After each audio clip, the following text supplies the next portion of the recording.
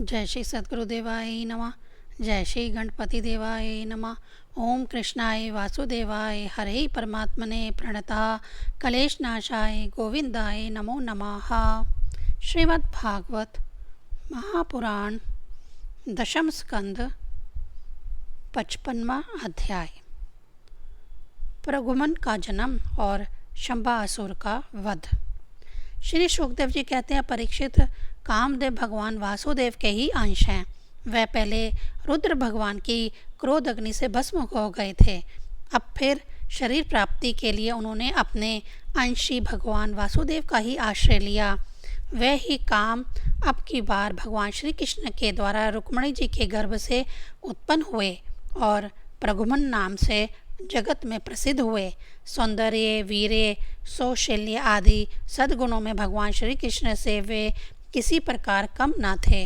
बालक प्रद्युम्न अभी 10 दिन के भी ना हुए थे कि काम रूपी शंबासुर वेश बदलकर स्तुतिका ग्रह से उन्हें हर ले गया और समुद्र में फेंककर अपने घर लौट गया। उसे मालूम हो गया था यह मेरा भावी शत्रु है। समुद्र में बालक प्रद्युम्न को एक बड़ा भारी मगरमच्छ निगल गया। तदंतर मछुओं ने अपने बहुत बड़े जाल में फंसाकर दूसरी मछलियों के साथ उस मच्छ को भी पकड़ लिया और उन्होंने उसे ले जाकर शंबासुर को भेंट के रूप में दे दिया। शंबासुर के रसोइये उस अद्भुत मच्छ को उठाकर रसोई घर में ले आए और कुल्हाड़ियों से उसे काटने लगे। रसोइयों ने मत्स्य के पेट में बालक देखकर उसे शंबासुर की दासी मायावती को समर्पित किया। उसके मन में बड़ी शंका हुई।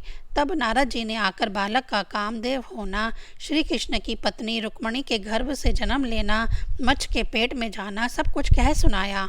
परीक्षित, वह मायावती कामदेव की यशस्विनी पत्नी रति ही थी। जिस दिन शंकर जी के क्रोध से कामदेव का शरीर भस्म हो गया था, उसी दिन से वह उसकी देह के पुनः उत्पन्न होने की प्रतीक्षा कर रही थी। उसी रति को शंबासुर ने अपने यहाँ दाल भात बनाने के काम में नियुक्त कर रखा था।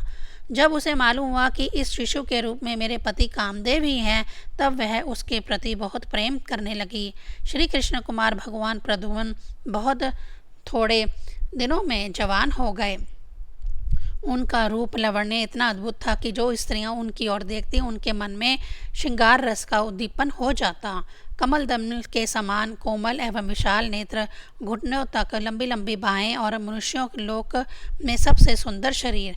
रति सालज हास्य के साथ भौहें मटकाकर उनकी ओर देखती और प्रेम से भरकर स्त्री पुरुष संबंधी भाव व्यक्त करती हुई उनकी सेवा ससुरों में लगी रहती। श्री कृष्ण नंदन भगवान प्रगुमन ने अपने उसके भावों में परिवर्तन देखकर कहा, देवी, तुम तो मेरी माँ के समान हो। तुम्हारी बुद्धि उल्टी कैसे हो गई? मैं देखता हूँ कि तुम माता का भाव छोड़कर कामनी के समान हाव भाव दिखा रही हो। रति ने कहा, प्रभु, आप स्वयं भगवान नारायण के पुत्र हैं। शंबासुर आपको स्तुतिका ग्रह से चुरा लाया था। आप मेरे पति स्वयं कामदेव हैं और मैं आपकी सदा की धर्म पत्नी रति हूँ। मेरे स्वामी, जब आप 10 दिन के भी ना थे, तब इस शंबासुर ने आपको हरकर समुद्र में डाल दिया था। वहाँ एक मच्छ आपको निगल गया और उसी के पेट से आप यहाँ मुझे प्राप्त हुए हैं। यह शंबासुर सैकड़ों प्रकार की माया जानता है। इसको अपने वश में कर लेना या जीत लेना बहुत ही कठिन है। आप अपने इस शत्रु को मोहन आदि मायाओं के द्वारा नष्ट कर डालिए। स्वामिन, अपने संतान आपके खो जाने से आपकी माता पुत्र स्नेह से व्याकुल हो रही है। वह आतुर होकर अत्यंत दीनता से दिन रात चिंता करती रहती है।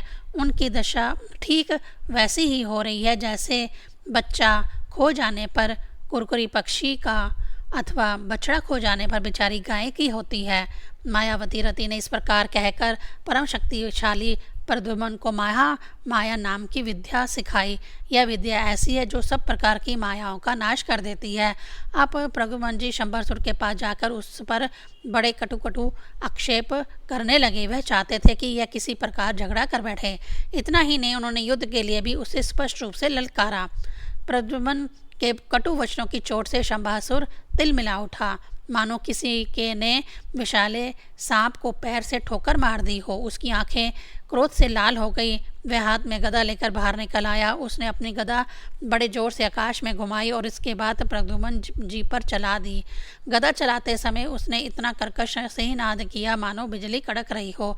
परीक्षित भगवान प्रद्युम्न ने देखा कि उसकी गदा बड़े वेग से मेरी ओर आ रही है। तब उन्होंने अपनी गदा के प्रहार से उसकी गदा गिरा दी और क्रोध में भरकर अपनी गदा उस पर चलाई। तब वह दैत्य मायासुर की बतलाई हुई आसुरी माया का आश्रय लेकर आकाश में चला गया और वहीं से प्रद्युम्न पर अस्त्र शस्त्रों की वर्षा करने लगा। महारथी प्रद्युम्न पर बहुत सी अस्त्र वर्षा करके जब वह बहुत उन्हें पीड़ित करने लगा, तब उन्होंने समस्त मायाओं को शांत करने वाली सत्वमयी महाविद्या का प्रयोग किया। तदंतर शंभासुर ने गंधर्व, यक्ष, पिशाच, नाग और राक्षसों की सैकड़ों मायाओं का प्रयोग किया, परंतु श्री कृष्ण कुमार प्रद्युम्न ने अपनी महाविद्या से उन सब का नाश कर दिया।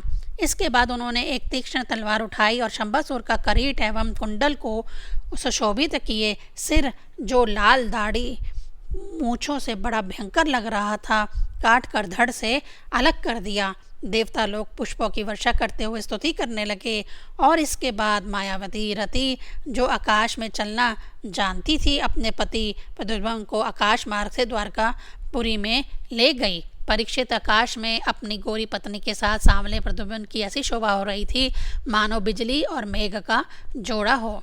इस प्रकार उन्होंने भगवान के उस उत्तम अंतःपुर में प्रवेश किया जिसमें सैकड़ों श्रेष्ठ रमणियां निवास करती थीं। अंतःपुर की नारियों ने देखा कि प्रद्युम्न का शरीर वर्षाकालीन मेघ के समान श्याम वर्ण है, रेशमी पीताम्बर धारण किए हुए हैं, घुटनों तक लंबी भुजाएं हैं, रत्नारे नेत्र हैं और सुंदर मुख पर मंद मंद मुस्कान की अनूठी ही छटा है। उनके मुखारविंद पर घुंघराली और नीली अलकें इस प्रकार शोभामान हो रही हैं मानो भौरे खेल रहे हों।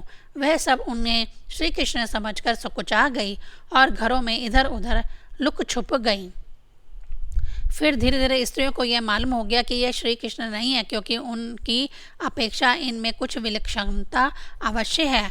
अब वह अत्यंत आनंद और विस्मय से भरकर इस श्रेष्ठ दंपति के पास आ गई। इसी समय वहाँ रुक्मिणी जी आ पहुंची। परीक्षित उनके नेत्र कजरारे और वाणी अत्यंत मधुर थी। इस नवीन दंपति को देखते ही उन्हें अपने खोए पुत्र की याद हो आई।